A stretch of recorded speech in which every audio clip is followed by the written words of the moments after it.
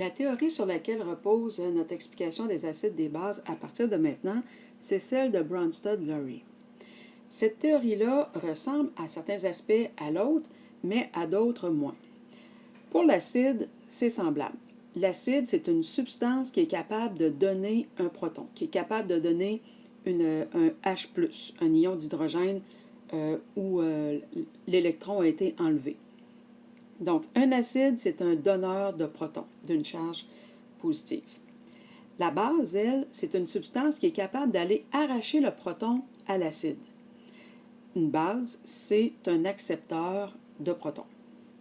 Selon cette théorie, un acide doit nécessairement renfermer un atome d'hydrogène. Par contre, pour les bases, tout ion qui est négatif va être capable de constituer une base, pas seulement le groupement OH-. En plus de ça, l'eau n'est pas le seul solvant qui peut servir de milieu réactionnel, donc il peut y avoir des acides et des bases qui sont dans d'autres phases qu'en milieu aqueux, avec la théorie de Bronsted-Lowry. Le comportement d'un acide de Bronsted-Lowry. Alors, on le rappelle, un acide, c'est un donneur de protons, de H+. L'acide chlorhydrique, par exemple, qu'on voit ici, dans l'eau, va céder son groupement H+, donc il va donner son H+, à la molécule voisine, c'est-à-dire à l'eau, pour se transformer en H3O+. L'ion restant, ça va être une charge Cl-. Donc, si on perd la charge H+, ici, il va rester le Cl- dans l'ancien acide. Donc, c'est ça un acide de Bronsted-Lowry. L'acide, une fois qu'il a perdu son ion de H+, devient une base conjuguée. Et la base qui reçoit le proton H+, devient l'acide conjugué. Donc, c'est un petit peu mélangeant.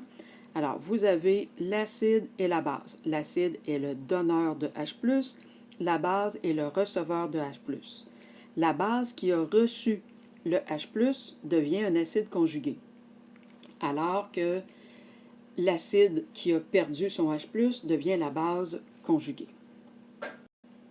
Les paires acide-base, comme acide et acide conjugué, base et base conjuguée, ce sont des substances qui diffèrent uniquement par un proton, donc par une charge H+.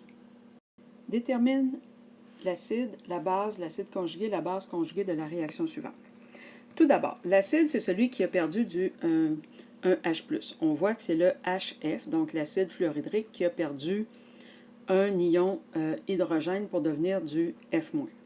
Alors, lui, c'est l'acide. Et l'acide, son jumeau, si on veut, c'est la base conjuguée. Donc, la base conjuguée, pour nous, ça va être le F-. Les paires acide-base conjuguée ne diffèrent que par un H+.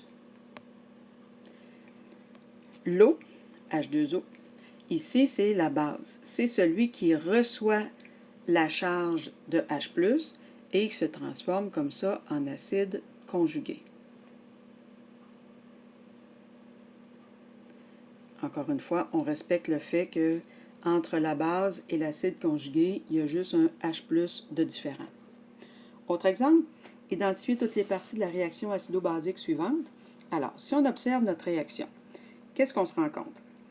Ici, l'ion qu'on a là, par rapport à celui qu'il y a ici, il a gagné un H+.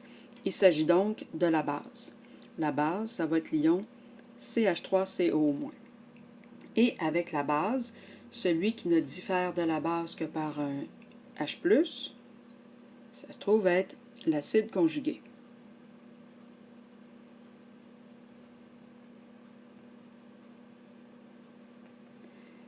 Bon, après ça, on a à identifier l'acide. Évidemment, l'acide, le HCN, c'est celui qui a perdu un H+. Donc, on voit dans l'autre qu'il n'a plus le H+. Donc, c'est correct. C'est bien l'acide qui va avec la base conjuguée.